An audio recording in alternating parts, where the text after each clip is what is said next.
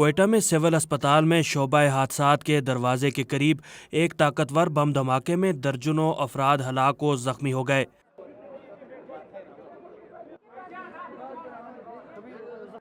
پیر کی صبح جب یہ دھماکہ ہوا تو اس وقت وکلاء اور ذرائع ابلاغ کے نمائندوں کی ایک بڑی تعداد اسپتال کے احاطے میں موجود تھی۔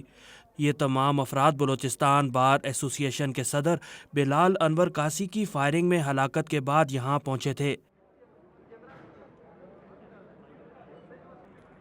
بلال قاسی کو پیر کی صبح کوئٹہ میں نامعلوم مسلح افراد نے فائرنگ کر کے موت کے گھاٹ اتار دیا تھا۔ امدادی تنظیم ایدھی کے رضاکار محمد عارف نے وائس آف امریکہ سے گفتگو میں کہا کہ دھماکے کے بعد جب وہ وہاں پہنچے تو انہیں ہر طرف خون بکھرا نظر آیا۔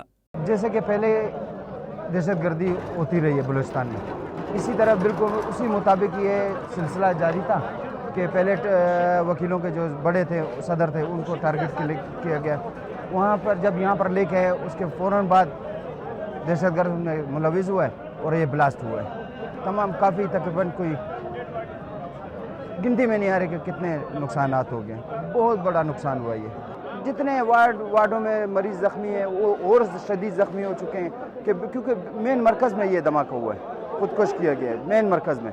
کہ مین مرکز کا مطلب ہے کہ یعنی کہ تمام ہجوم جمع ہے اور وہاں پر یہ بلاسٹ ہو گیا، اس کی وجہ سے کافی نقصان ہوا، بہت بڑا ایسا نقصان جو نہ پورا ہونے والا ہے۔ بم دھماکے میں مارے جانے والوں میں اکثریت وکلاء کی ہے، جبکہ ان میں پولیس اہلکار اور 2 صحافی بھی شامل ہیں۔